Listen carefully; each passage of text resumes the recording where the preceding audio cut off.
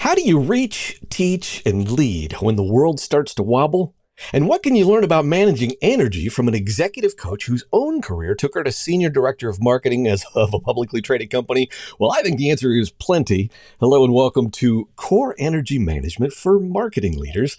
My name is Roger Courville, and welcome to another episode of Thought Leader Conversations, sponsored by the crew here at Virtual Venues, where you can instantly scale your virtual and hybrid event production team with a crew that'll help you focus on something other than tech and logistics. But we're not here to talk about us. And I'm excited to welcome to the virtual stage someone with a lot of experience training virtually and a whole bunch of stuff. Nina Cashman, PCC, CPC, ELMP, soon to have her master's in happiness studies. But let me give you a little background. Career and executive coach at her own organization, Pave Your Way, LLC. Lead trainer at iPEC Coaching. 26 years of business experience, 18 of which was in corporate management and leadership, and has that certificate in happiness studies.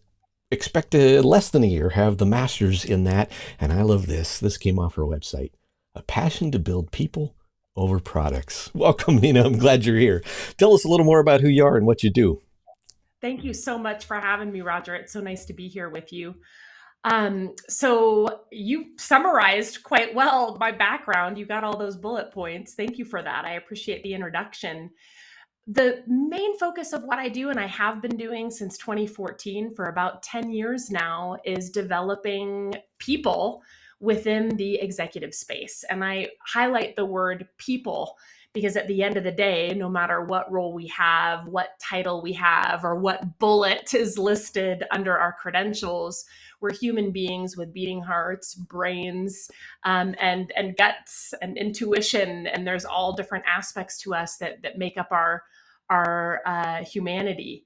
And I would say that one of the places where I've really honed in on in the last, I guess, almost 11 years, 10 years solid, but in 2025, it'll be 11 years next November, is to really dig into the human out behind the face of whatever title someone is holding. And I find in doing that, the success rates that we're able to achieve in partnership, in an executive coaching partnership, are really phenomenal, because the way someone shows up as a leader has everything to do with who they are as a human being. And let's face it, sometimes in our careers or in life, we disconnect or lose sight of who we are. We don't necessarily, we adopt the title, or we adopt the relationship, or allow another person to define who we are. And when we disconnect, life can get pretty chaotic.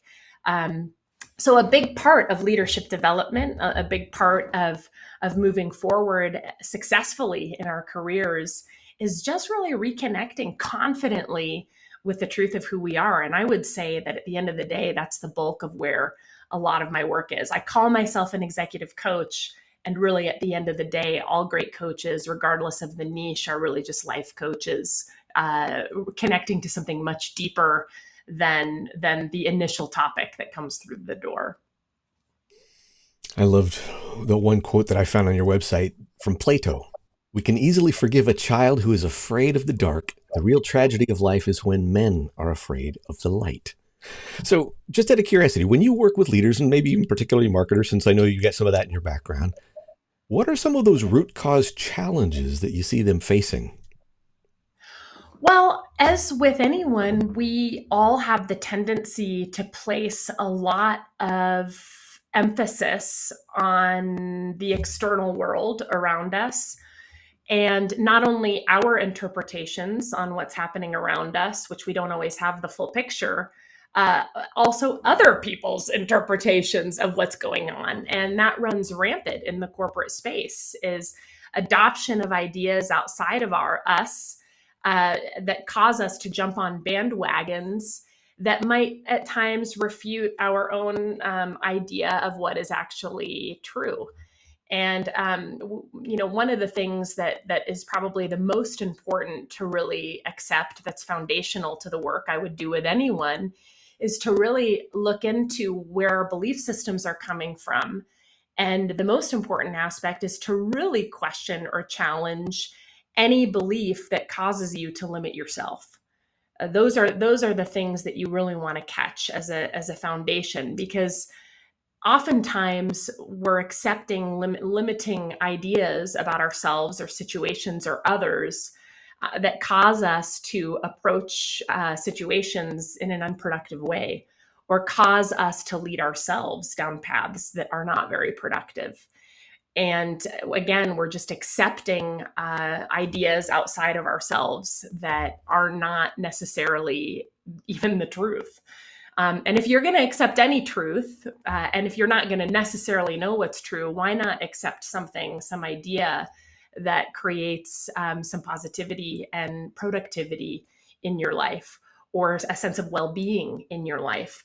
And that's something that we as executives in the corporate arena have really lost sight of, is the importance of the well-being of our people, the well-being of executives, because without those who are running the show feeling well and feeling connected and feeling aligned, things can get off course pretty quickly, which is not good for the person. It's not good for the team. It's not good for the company. It's not good for shareholders. So it's interesting how this connection between bottom line and human well-being is made so clear in the process, I would say, of executive coaching. And back to the Plato quote that you mentioned before, that's really where the light is.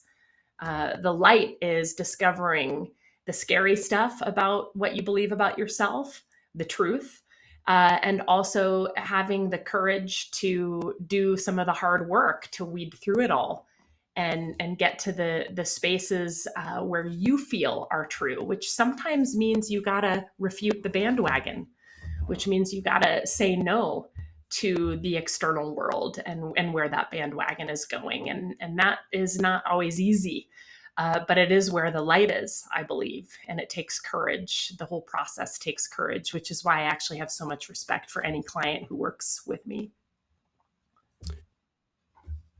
Started a couple different companies with one particular business partner, and one of the things that he would say over and over, he says, you can manage people or you can manage numbers. And I can't tell you how many times I've seen that philosophy unfold in implicitly in leadership values and how they did things. Like, so for instance, when we were at Microsoft, albeit this is a long time ago, this is not an indictment of the current version of Microsoft, but they would reorg at least twice a year. And I've known people who got laid off, rehired 3 times. Right? It had nothing to do with their performance. It was just pushing, managing numbers, and oops, you're in the wrong spot at the wrong time. You're out. Oh, you're valuable. Come back. What? and it took a toll on people in a way that, at least from my perspective, didn't have to, right? I don't think there has to be a disconnect between managing the numbers, which we're all stewards of, and remembering that we got real people. So just out of curiosity, core energy management or core energy coaching, tell me a little more about that in your practice and what it might mean to somebody who's a potential client. Yeah, I love in your title how you put that together, core energy management, because my background is in core energy coaching. And what that aims to do is really get us to the root, what's behind one's motivation or one's demotivation. There's energy behind it. And by energy, it's really, to put it in lighter terms, almost an attitude. And an attitude comes from something. An attitude comes from a past experience. So there's a reason why we have certain attitudes and certain energy. Energy, though, if you think about it, is really just movement, momentum, really in the simplest terms. I'm sure if a scientist is watching, they would want to have a little conversation with me about that definition. And yet at the same time, in the simplest of terms, our energy sort of directs our movement. And I love that you tied that to management, Roger, because it does impact how we lead and how we manage others and how we influence others. Back to that Microsoft example that you just brought up, which is such a good one. The way our decisions make others feel. and the impact that only focusing on a spreadsheet has on the morale of culture. And by the way, that culture of people are interfacing with your customers. And so if the morale is down with the people who are interfacing with your customers, what do you think the customer experience is going to be like? And if the customer experience feels as bad as it does for those who are interacting with the customers, what's going to happen to your numbers? So here we are now full circle in a cycle of energy, in an energy loop that's all created by core energy in our management style. So it's more important in terms of how things function than I think people are willing to, at the face, admit in the beginning. Although I do think a lot of companies are wising up to it now because, the coaching industry is booming. It's clear that companies recognize how important and useful it is to allow their people to talk to someone and to have some safe space to think things through and even vent in some cases, just a safe space to process what's happening at work. Is it must be showing, and I do know through my own clientele that it does show successful outcomes and even ROI, because if it didn't, our industry wouldn't be booming to the extent that it is. Yeah, and this is not a perfect answer, but I've always kind of parsed that in relational versus transactional kind of go-to-market strategy, right? Of course, we all have to do something transactional on occasion, but even in that, right? We all know the difference between the transaction of buying something at the grocery store and actually having a moment of connectedness with the person who checks you out, which I would argue is relational, even in the process of doing the transaction. Makes all the difference, right? I mean, you can go to 10 dentists and they all have the same potential in terms of getting your face fixed. But who do you go back to? The one with, it's not just about the transaction. So talk to me. Let's explore that a bit from the perspective of your own experience as a trainer. I know you've done a ton of training, both in person and online. What's been your experience, particularly as you had to grow into doing something virtual, because either by hook or by crook or by COVID, we all ended up in that space in some way, shape, or form, besides freaks like me that have been doing it for so long. What was your journey like in terms of becoming and excelling as a trainer? That is such a cool question that I haven't thought of for a long time. And I also like the fact that it's coming from you, because you were also a part of that process in terms of transitioning for a time during COVID, as you mentioned, from live to virtual, which I'll get to in a minute. The beautiful thing about really any new endeavor that any of us do, and whether it's training or becoming a new leader, becoming a new VP, becoming a new director, whatever it is, becoming a C-level executive, is that suddenly you're put in a position where that's new to you. So there's an unknown. And oftentimes with that fear of unknown comes this concern about critique and judgment, and potential criticism. That's something that creates a lot of self-doubt. And if I've seen a common denominator in almost all the people I work with, it's imposter syndrome is a normal thing. So I hope that actually puts everyone at ease. That's one of the benefits of my job. When you work with several people, you begin to realize no matter how amazing someone seems from the outside, we all as human beings experience, whenever we do something new, a healthy amount, I'll call it, of imposter syndrome. And when I started my career as a trainer, man, that imposter syndrome was pretty prevalent, because a part of the process is you're getting thrown out there to present lots of content, and you do get critiqued. I mean, it's a part of the process. Every student is rating you. You are actually getting rated, and everyone has a comment as well. And when you're new at something, not only are, sometimes in new endeavors, you don't have to read a comment list and a rating list of how you performed. And in that particular experience for me, that was a part of the process. So it was kind of sort of this double judgment thing going on. And it was so amazing to learn about yourself in it. Back to energy, it's kind of like, uh, how do you interpret other people's feedback? Can you view it from the space of opportunity, and recognize that people have a right to their opinions, and you don't really even have to take someone's opinions personally, even if that opinion is about you. You can take the pieces of it that can allow you to learn. But if you are taking it personally, if that's the energy or the approach you're giving it, it's going to be very hard to take anything productive from the feedback to then grow. So I would say when I started as a trainer, it was that initial process of just learning how to train. And then when I met you, just for those who are watching, I met Roger actually in a virtual environment, because I had no idea how to run the behind the scenes of Zoom. That was a whole new learning curve for me during COVID. And I got to say, Roger, that was a whole new learning curve actually for me. Learning how to move from being a solid in-person trainer who typically got great ratings and reviews, to now suddenly figuring out how to connect in a new way virtually. And there were some nuances to that. Certain jokes that you try to say, or certain playfulness that would really work in a room, does not necessarily translate virtually at all. In fact, it could come across as offensive virtually.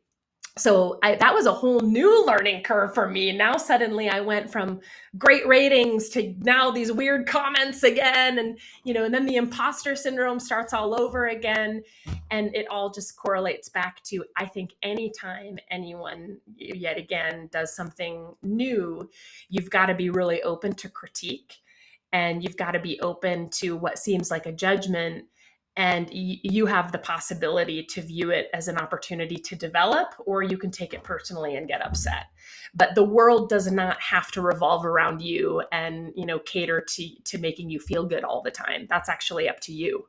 You're the one who has power and control over that. Not everyone has to tiptoe around you, and people are entitled to their perspectives and their opinions. And the sooner we can accept that, I think the easier it is to lead from a space of truth, actually, instead of jumping onto bandwagons and losing ourselves in that. Yeah, as a guy that obviously been doing the virtual thing for a long time, and I lost track of how many tens of thousands of people I've presented to when I was presenting and training all the time. But often I was doing that in larger environments, right? Webinars with hundreds of people as opposed to a smaller training environment. But I would just kind of apply the Pareto principle. Okay, let's throw out the top 10%, because some people are going to love you no matter what. Let's throw out the bottom 10%, because some people are going to hate you no matter what. And let's start with kind of where are we at in the middle in terms of, and sometimes people just got an axe to grind, and you just happen to be right in front that day, and your eyebrows look like Uncle Joe, and Uncle Joe, they don't even know why they don't like you, except that Uncle Joe's in prison for doing something we don't even talk about at family reunions, or whatever the thing is. And you don't win them all, but you can learn.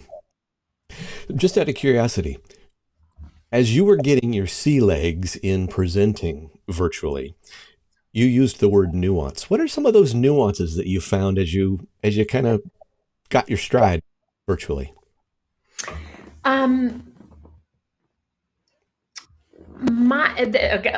Definitely from my experience, everyone might have a different perspective on this. My sense is you've got to work a little bit harder virtually to make people feel included and connected in the room, so to speak, in the virtual space, because you don't have the 10-minute coffee breaks to look someone in the eye and make them feel connected, because you get that one-on-one conversation as a trainer. And so I feel like there's more mindfulness involved in how can I inspire someone to want to be included in this space or to want to engage in this space.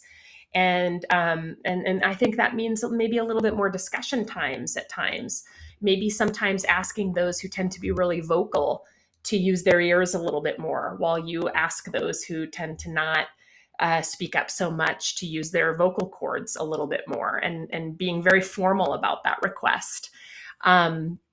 Also, I found with my sense of humor, like sometimes in person, it's very easy to razz someone because you can look them in the eye and they see the sincerity Mm-hmm. that that you want the best for them, and that you're just having fun, and you're having fun because you find that person endearing because you love that person, right? And so you think you can.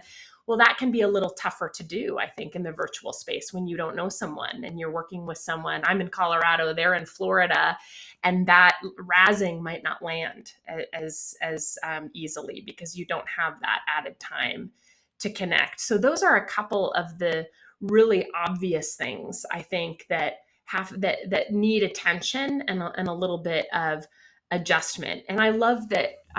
What did you call that principle, Roger? Because I haven't heard of it before, about the top percent, the bottom percent, and the middle. Oh, Pareto, Pareto is basically like the 80-20 rule. Okay. And statistical analysis, sometimes just to figure out, sometimes extreme ends of a scale will, skew the numbers. So if you just take out the middle 80%, you'll get a different view, or the middle 95% or something. But I just kind of, all right, some people are going to say, oh, you were great because why, whatever. And some people are going to say you suck no matter how good you do. So Yeah. it was just another way of looking at the numbers. Yeah, and I think it's also about, like, for our own truth too, really getting comfortable with who we are, while also being open to the fact that there are other people in the room. And so it is important to make sure that connection stays high. So it's not just about, well, this is who I am and how I'm going to do it. It's about, this is who I am, and there's aspects of me that I'm not going to just try and change to cater to the bottom 10%. I'm going to be myself. And at the same time, I can be really open to noticing what works for the top 10% and also that middle space. I think these are interesting questions that you're asking, because I haven't really stopped to think too carefully about what it's like to be a trainer. And yet there's a lot of parallels between that and anything in life. Take yourself back. Since you kind of left the corporate world where you spent a whole bunch of time, including, corporate marketing, and you've had a whole lot of learning since then. If you went back to your younger self when you were senior director of marketing at blah, blah, blah, you don't have to name names. Step into that world and observe it. What would you tell that team or that old you to do differently, or approach marketing differently? I would say, and it's beyond marketing, it's about being a leader. And it's okay to worry. That's a normal thing, but allow yourself to move through it a little bit more quickly. Worry is a natural part of life. I wouldn't take that away from someone. It's an important aspect to sometimes even, ring the alarms about certain things that maybe you ought to be a little bit cautious about. And there's a possibility to let go of things a little bit faster. And I think that's what I would tell my formal self. This is actually funny, Roger, because about 5 years ago, I suddenly had this like epiphany that almost turned into a panic. And it was like, oh my gosh, I no longer feel as stressed as some of my clients anymore.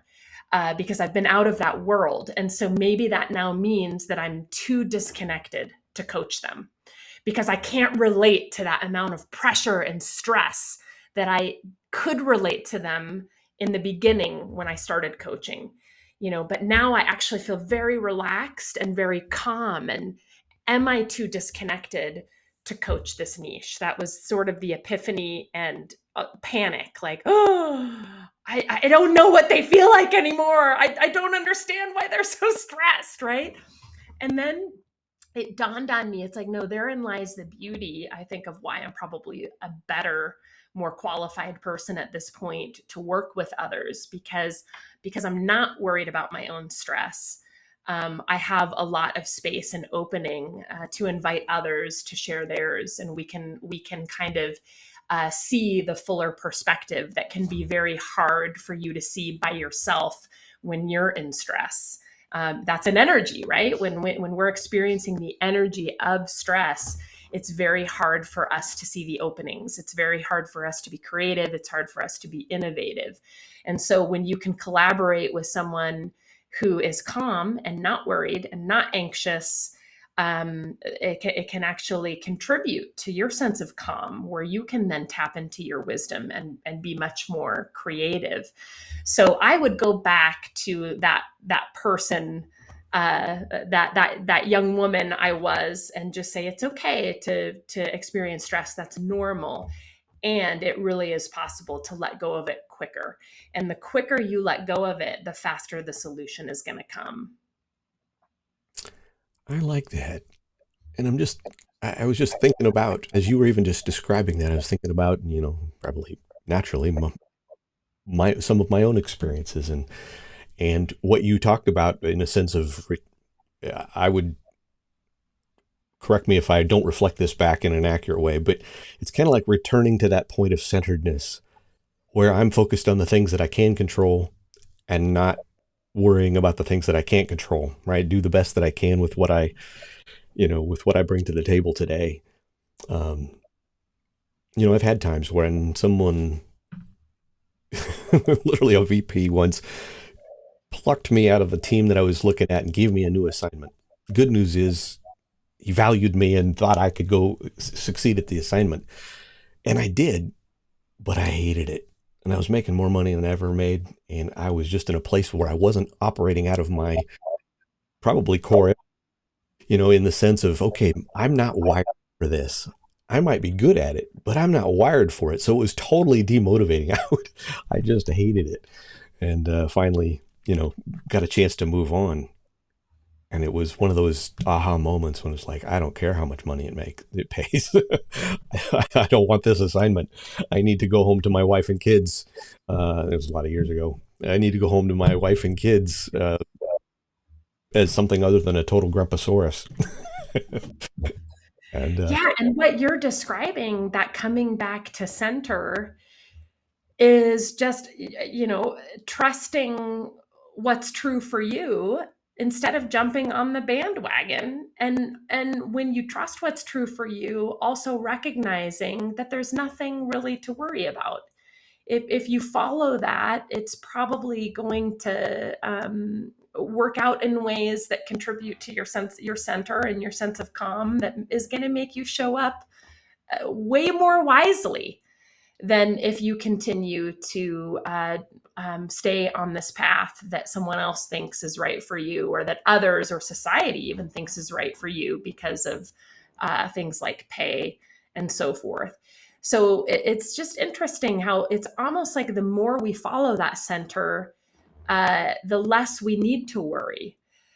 And I think it's really normal when you first start trusting your center, because sometimes trusting your center, it does involve refuting what others think or say about it. And that can cause some worry at first. And when you get really used to living your life that way, you recognize that as long as I'm following my center, there's really not a whole lot of need to worry. When an executive comes to you and begins querying about the way that you can help them, are there questions that you wish they would ask that they don't?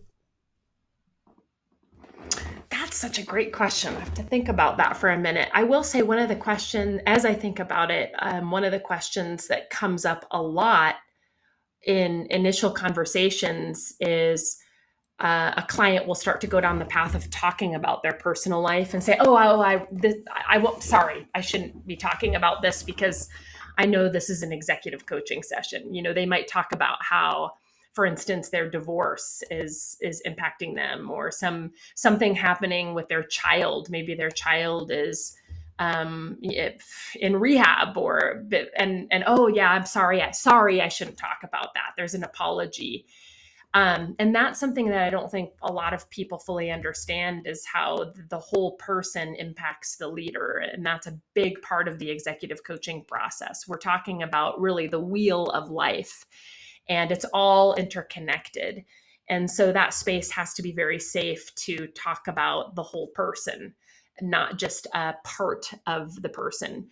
And so a great executive coach, which I'll include myself in the company of, and yet there are many of us. I think any great executive coach is really focused on the person and coaching the person. It really is about personal development, and personal development contributes to a strong professional. That is what makes the solid leader. That's what makes a decisive person who is capable of making a decision that might upset the apple cart a little bit, and yet it is still following the truth, the core of what they know has to get done. And in the business world, as you know, decisions really have to be made.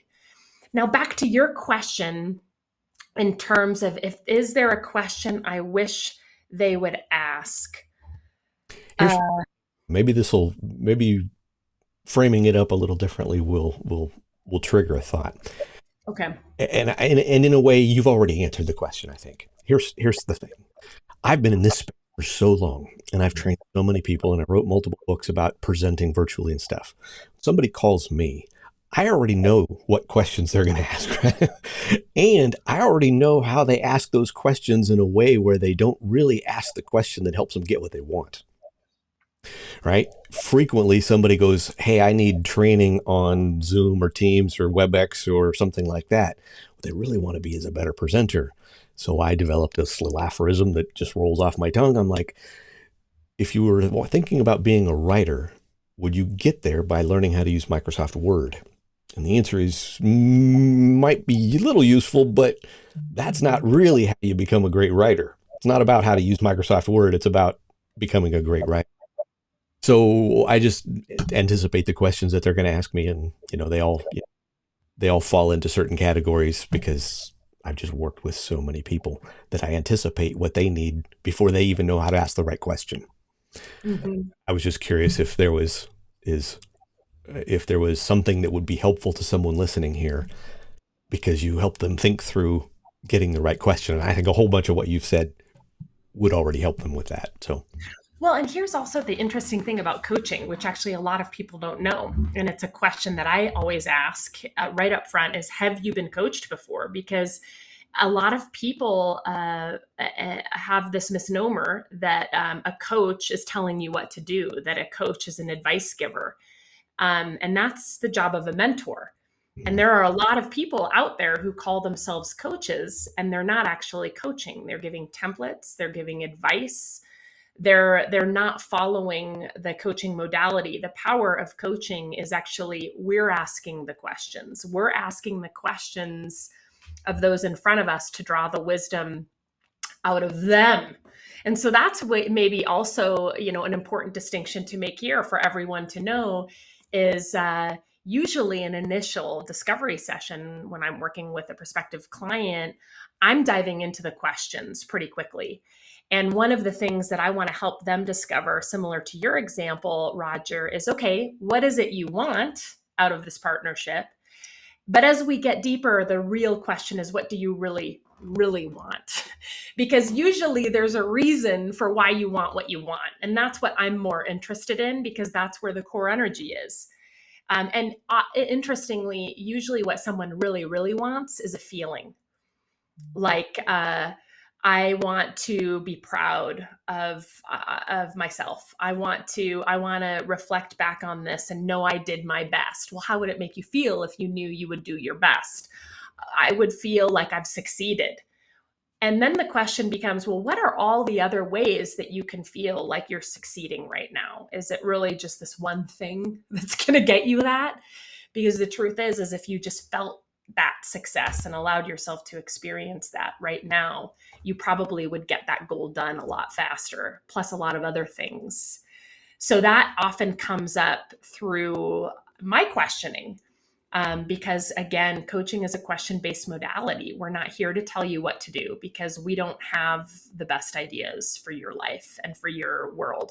A lot of my clients, Roger, are in fields that I've never even worked in. I've worked with engineers. I've worked with scientists. I am far from a scientist. I mean, far from it. I've worked with lawyers. I've worked with people in the medical field. There's just no way I could contribute as a mentor or even as a consultant productively in that realm. What I can do, and I'm quite skilled at, is asking powerful questions that draw out wisdom, that are life guiding and profession guiding. Well, as we evolve toward wrap up, let me reflect back one thing that I heard you say that tell me if this quickly summarizes what you just shared there. What do you really want? What do you really, really want?